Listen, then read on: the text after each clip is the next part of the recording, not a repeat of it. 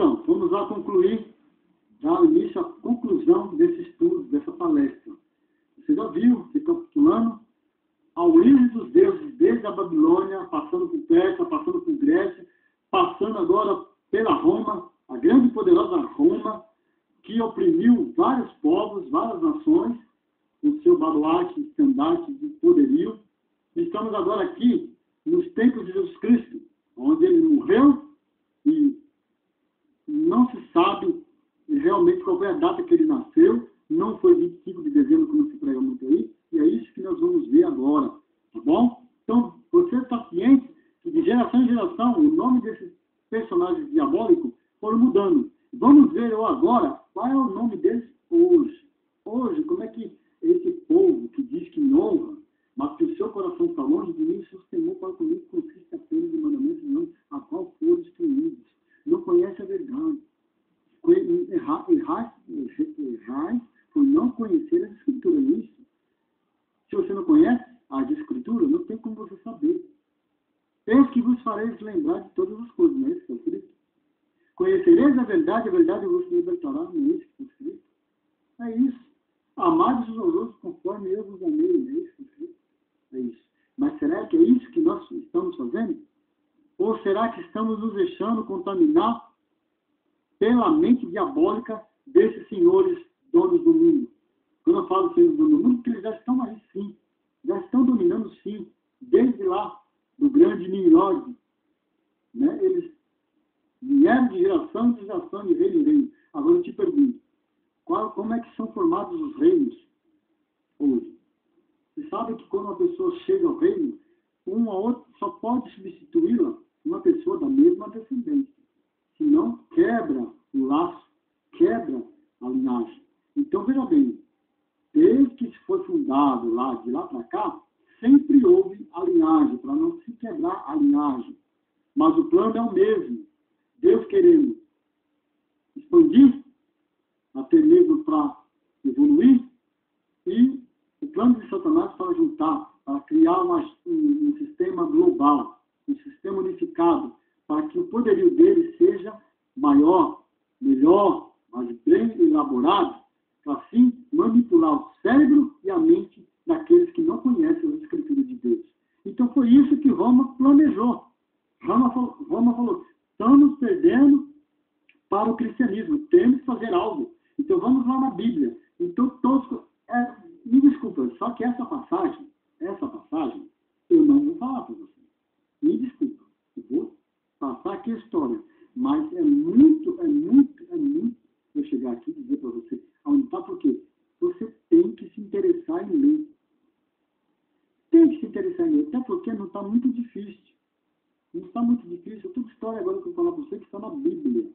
Não é em história, está na Bíblia. O próprio Jesus Cristo falando com os seus discípulos. Quer ver onde foi que Roma se baseou para introduzir aquele império babilônico hoje em minha vida, na tua vida, na vida de muitos aí? Na minha vida, graças a Deus, não, porque agora não consigo conhecer da verdade, que nós todos estamos vivos. Mas assim, quando nós conhecemos os atos dessas pessoas, a gente só segue se a gente for louco. Então eu não sou louco. Infelizmente eu estou vendo muitos ainda praticando esses atos, né? Natal, Páscoa, tudo tirando o verdadeiro sentido da coisa. Qual é o verdadeiro sentido da coisa do Natal? Cristo não nasceu no dia 25 de dezembro. Mas por que não se alegrar porque ele nasceu? Mas não foi no dia 25 de dezembro. Mas o anjo, o menino Jesus, o menino não sei o quê, tudo Tammuz. Ele que nasceu. Árvore de Natal, presente de Tammuz. E agora é a Páscoa, estou dizendo que não pode comprar um ovo de Páscoa, não pode trazer um presente da deusa Diana, Semíramis, e Afrodite, a deusa da fertilidade. Está lá, ela deixando esses símbolos para que todo o povo se lembrasse dela como a deusa da fertilidade, o ovo de Páscoa. Tirando o quê? O verdadeiro sentido da coisa. Páscoa, meu irmão, é libertação. Já disse, libertação do Egito para uma nova terra. E da morte de Cristo, da ressurreição, porque também nos está tirando da escravidão do pecado. Cristo morreu, quando ressuscitou, ele trouxe consigo A nossa libertação também significa Páscoa, ressurreição de nossas vidas em Cristo Jesus. Só que o que é que está vendendo hoje para ir por aí? O que é que estão vendendo hoje? Coisa de papo, não tem nada não, compra lá. Aí eu fico pensando, R$300, um ovo desse tamanho, uma barra de 1 quilo, R$15.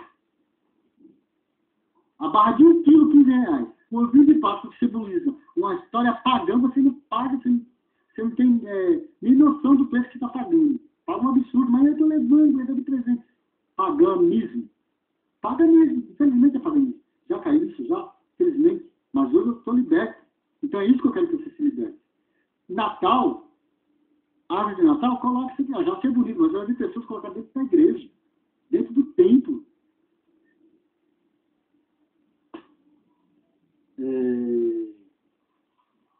Romanos 1, 23, 24 a 29. Romanos 1, 23, 24 a 29. Deus está abolindo.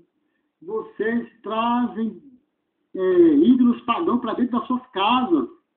Vocês estão adorando ídolos pagãos, acordem, ídolos pagãos, acordem. Toda hora Deus não me acordar. Mas não adianta, para quem entra por aqui, sai por aqui. Somos taxados como loucos quando a gente prega algo que venha a ser contra isso, com essas teorias pagãs, com esses costumes pagãos que até hoje estão no nosso meio. E o pior deles vem agora. Então, Roma decidiu fazer o quê? Para complementar o seu plano maligno.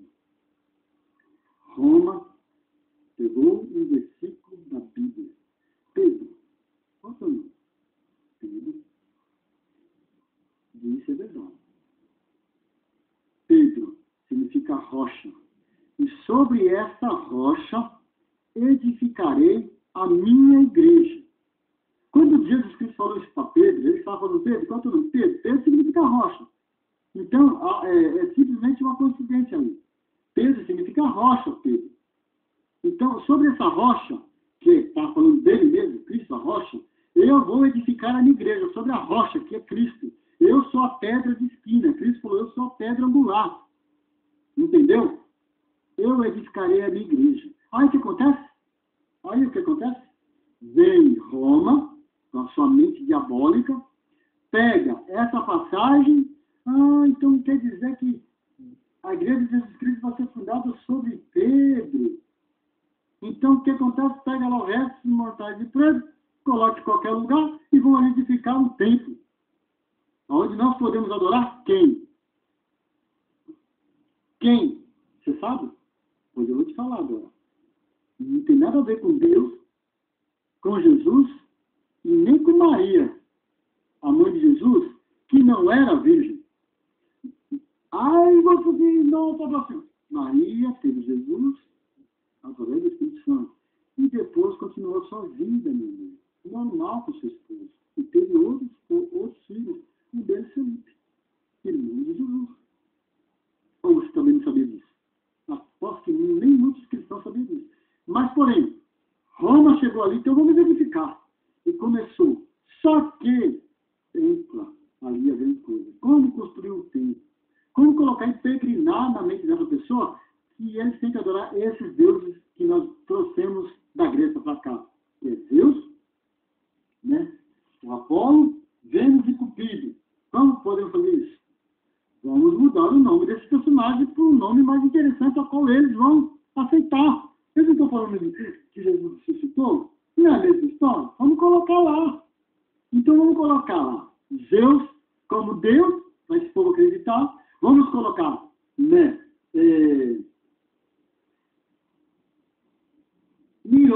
Semíramis como Maria, que é Vênus, na Grécia, né? E vamos colocar Tamuz, que é Cupido, vamos colocar Jesus. Olha só a trama diabólica desses senhores que fundaram a tal da Igreja Apostólica Romana. Me desculpe, você que porventura está me ouvindo, e está ouvindo essa história e está tremendo de raiva. Como é que você pode fazer isso enquanto os pais dizendo não sei o quê? É fato, é história. Enquanto a história não se engana, não se mente. Então vai lá ver se não foi realmente isso. Por causa dessa palavra, Roma pegou, introduziu ali aquela igreja, uma igreja, a poderosa do mundo, e instituiu o quê? Que agora o Deus agora é o próprio Deus, que agora Semíramis, que é a Afrodite na Grécia, agora é Maria, e que Tammuz, que é Cupido, agora é Jesus. E colocaram lá. E fizeram as imagens dessas três personagens, que é um quadro muito famoso até hoje. Maria, José, não é Jesus, Maria, né? E o filhinho. Então veja bem, precisaria fazer isso para quê? Para atrair os cristãos que realmente acreditavam em Jesus Cristo, que ele havia ressuscitado. Ele fundou lá em Roma. Então eles começaram a atrair de novo o povo que precisava seguir algo. O povo precisava seguir algo. Atrair de novo. E eles realmente voltaram a praticar, a ter saudade dos ídolos que já adorava antes. Como agora sabe que lá em Roma tem a igreja, que agora tem os seus deuses, Deus, Maria e Jesus, então para que eles vão seguir um outro Deus qualquer? Voltamos ao início. Então ele foi assim, foi peregrinando as pessoas de volta para a igreja católica. E surgiu ali o catolicismo, crer em algo. Crer em quem? Em Semíramis, em Herode e em Tammuz, personificado em através de que agora eles são o quê? Deus, Maria e Jesus. Está lá, em Roma, até hoje. Aí o que acontece? Trouxe os cristãos, agora vamos nos adorar aqui, vamos colocar os ídolos aqui, vamos adorar e vamos adorar o verdadeiro Deus. Porque aqui está escrito que Jesus disse que a sua igreja seria fundada em cima de Pedro. E sobre essa pedra, não é isso? E ficaria a igreja. Só que eles entenderam o seguinte, que a pedra ali era o próprio Jesus. É ele, Jesus, que iria morrer, que iria ressuscitar, e que não ficaria pedra sobre pedra, e que o novo templo seria o templo do meu coração e do teu coração. E aquela história de templo ficou no passado, com os seus antepassados. Porque não deu certo. No passado, não daria certo também no presente. Então, Cristo falou, meu templo agora, no teu coração. Porque Deus não habita mais em templos feitos por mãos de homens. Ele disse lá para a samaritana, não adianta. Chegará o dia em que os verdadeiros adoradores adorarão em espírito e em verdade, e não mais no monte, não mais no monte, porque lá só tem hipócrita, lá é uma coisa, quando desce já é outra, e muito menos em Jerusalém. Quando Jesus falou em Jerusalém, é porque estava lá o templo. Quando ele fala em Jerusalém, é porque estava lá o templo. Todo mundo ia para os Jerusalém adorar a Deus no templo. Mas agora as coisas não existem mais. E ele disse, olha, chegará o dia que os verdadeiros adoradores adorarão em espírito e em verdade. Não mais no templo. Então, esse negócio de templo acabou. Jesus Cristo morreu, passou 3 dias, ressuscitou, trouxe com ele a chave da morte e nos deu a garantia de vida eterna. E outra novidade de vida. Eis que tudo se fez novo. Eis que agora eu sou o príncipe da paz. Eis que agora você está liberto de tudo, do cativeiro, da opressão. Vinde a mim todos vós que estão cansados e oprimidos, que eu vos livre. E o que está acontecendo? Você está sendo oprimido ou você está sendo liberto? Então, veja bem, lá em Roma, eles estavam começando já a acatar o povo para oprimir de novo as suas leis pagãs, para que o povo começasse ali a adorar quem? Deus, Virgem Maria e Jesus Cristo. Mudou-se o nome para o nome atual, a qual eles quiseram burlar, falsificar a imagem de Deus, de Jesus e da própria Maria. Então, veja bem, Semíramis agora conseguiu o que queria. Realmente agora era a mãe do Deus vivo. E seu esposo era o próprio Deus agora. Nem mais era do sol, era o próprio Deus. Se por acaso ela pudesse reencarnar hoje, no ela vai ficar super feliz, porque agora ela é verdadeira. Mas é isso mesmo que a Bíblia ensina. Ai de ti, grande Babilônia, corrupta, prostituta, que engana o povo de geração em geração, e que enganou, e todos tomaram o cálice da sua maldição, todos tomaram o cálice da sua perdição, todos tomaram o cálice da enganação, prostituta, corrompesse a minha igreja, nós, corrompesse o povo, corrompesse de geração em geração, maldita és tu, mas verá os dias que serás destruída. Está lá em Apocalipse 17, 18, Deus falando sobre esse Senhor, sobre essa Babilônia, que veio de geração em geração, mudou de nome, mas é a mesma, e agora está sentada em Roma, que é a prostituta das igrejas, porque torce a verdade. Tanto torce a verdade que até um dos seus lá, quem não conhece a história, quem não conhece a história de Martinho Lutero, quem não conhece a história de Martinho Lutero? Todos sabem como foi que ele se converteu ao catolicismo romano. Ele não sabia de nada, ele era um jovem, ele estava ali, ele não sabia nem, né? Só que um dia ele se apegou, que numa grande tribulação, ele estava ali numa tempestade de raios, e ele não tinha para onde correr, e pediu, falou, Deus, só clamou, Deus, se o Senhor me salvar, eu vou te servir. Não interessa como eu vou te servir. Porém, a igreja predominante era Roma. Já estava ali esmagando o povo de Deus. O povo de Deus já estava saindo fora dali, porque ali já estava corrompendo, sendo corrompido. As pessoas entendiam mesmo que realmente o Deus desconhecido era o Deus de Abraão, Isaac e Jacó, e consequentemente o Deus de Paulo, Deus de Silas, né? Tiago, Pedro, João, era o verdadeiro Deus Criador. Que ele estava lá, eles mesmo colocaram uma placa a esse Deus, né?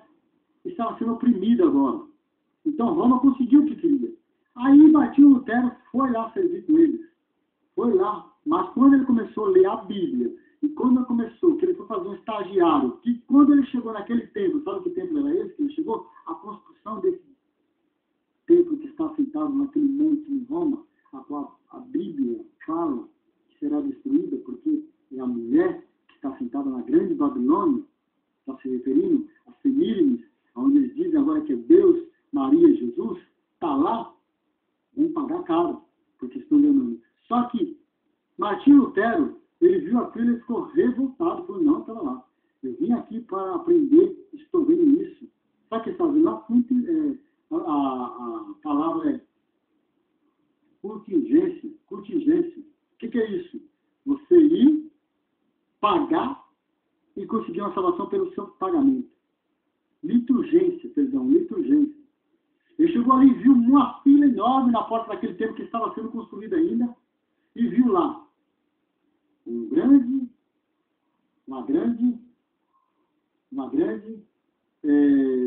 estaca.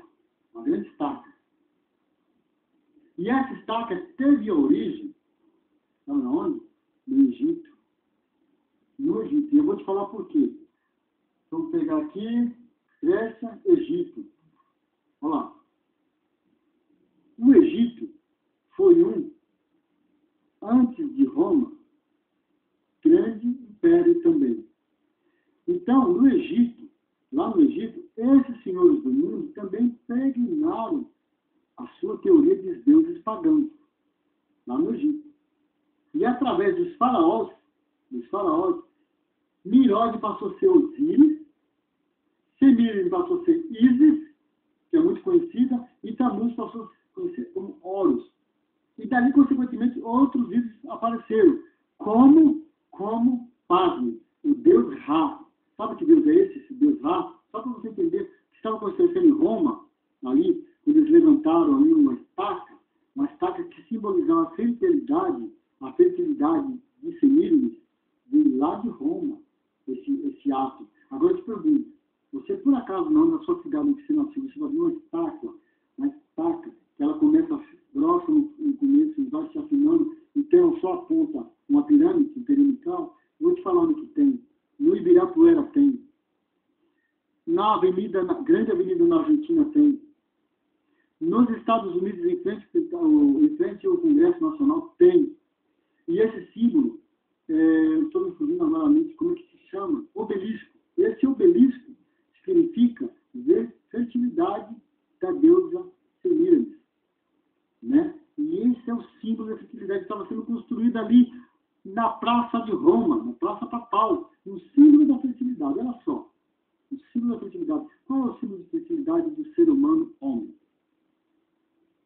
Sabe qual é? O símbolo da fertilidade do ser humano homem era o que estava lá sendo plantado em Roma, mas veio lá do Egito, onde também eles pegaram os costumes de Semíramis, Miró e Tamuz, que agora são Osíris, Ísis e Horus. Todo mundo conhece essa história. Está lá na onde? Sabe na onde? Quando José entrou no Egito, ele viu tudo isso lá. E quando Moisés voltou para o Egito para salvar o povo, houve um fato interessante, que a última maldição que Faraó pregou, a última praga que Deus mandou lá, que foi a morte dos primogênitos. E o que aconteceu? Faraó catou seu filho e colocou na grande estátua de quem? Na grande estátua de quem? Corpo de homem e cabeça de cachorro? Horus. Horus. Estava representado lá Já, que é Tamuz. E ele disse, se tu ressuscitar meu filho, está morto, eu vou te servir eternamente. Só que nada aconteceu. Sabe disso que nada aconteceu? E ele se endureceu e foi atrás do povo de Deus e todo mundo já sabe o que aconteceu com ele. Mas o que eu quero dizer é que lá no Egito também foi impregnado a teoria dos deuses, que é Osíris, Ísis e Horus, que consequentemente os egípcios foram acrescentando mais deuses ali para também dominar o seu povo. Aí veio o deus Ra.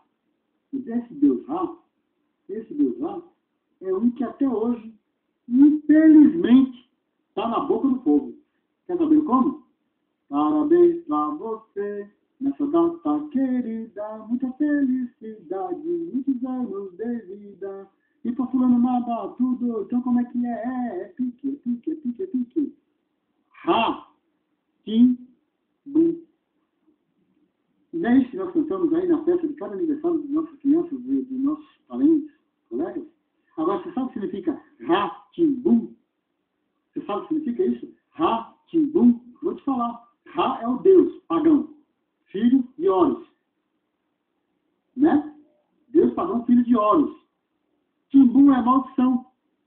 Ra se amaldiçoa. Olha, presta atenção como que é as coisas. Então, ensinando as nossas crianças. Ra, Tim, Bum. Maldição lá no Egito. O deus da maldição, Ra, que é citado também é citado como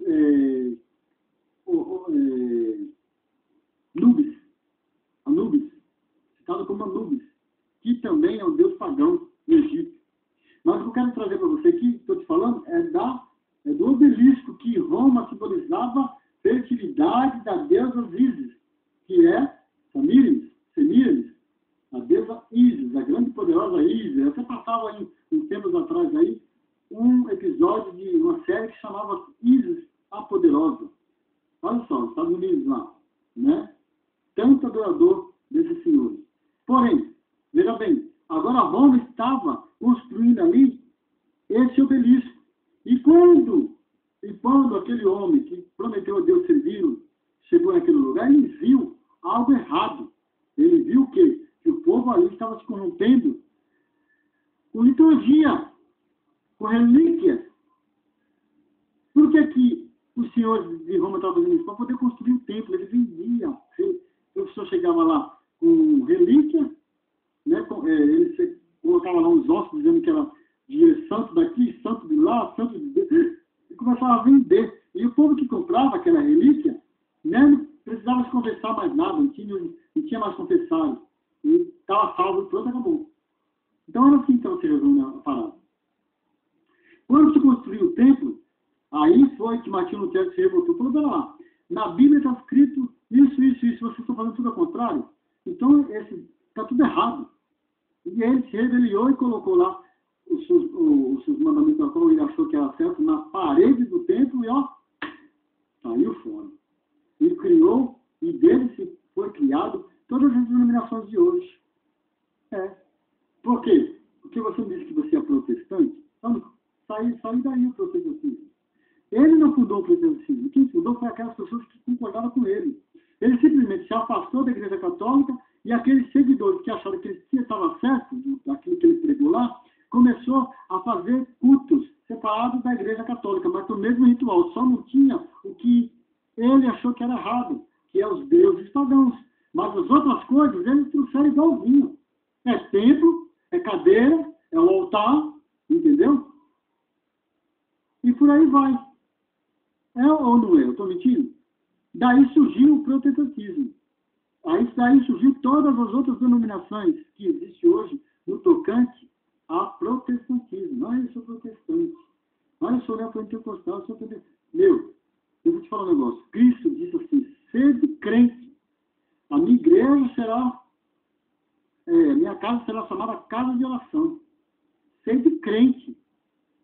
Siga, me siga. Você está entendendo? Então Roma começou ali a prostituir o povo que realmente estava começando a acreditar no verdadeiro Deus.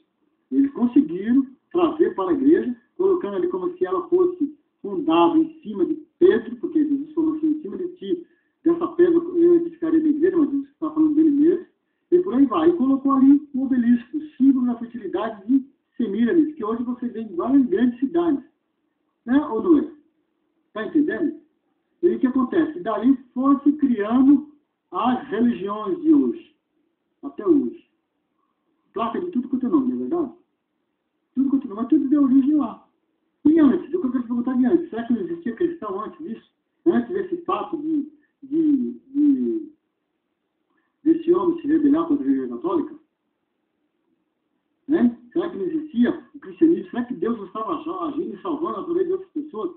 E a sua igreja, que somos nós, estava assim. É que o povo prefere ser corrompido pelo engano.